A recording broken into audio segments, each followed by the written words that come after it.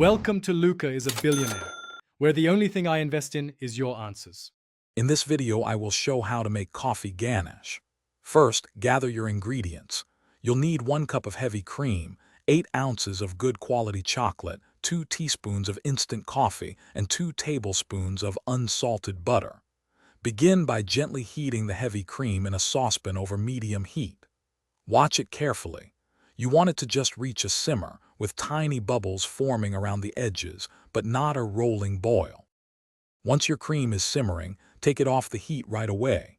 Now, stir in the 2 teaspoons of instant coffee until it's completely dissolved, infusing that lovely coffee flavor. Next, add your 8 ounces of finely chopped chocolate and 2 tablespoons of unsalted butter to the hot cream. Resist the urge to stir just yet. Let it sit for about 5 minutes. This allows the residual heat to gently melt the chocolate and butter. After 5 minutes, it's time to whisk.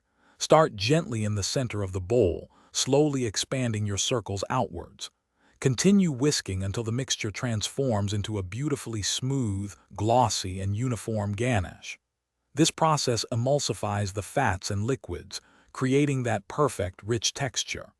Make sure there are no lumps of chocolate remaining, just pure, silky goodness. Once your ganache is perfectly smooth, let it cool down at room temperature for at least 2 hours.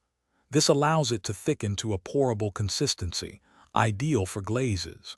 If you prefer a thicker ganache for piping or frosting, simply chill it in the refrigerator for a bit longer, stirring occasionally.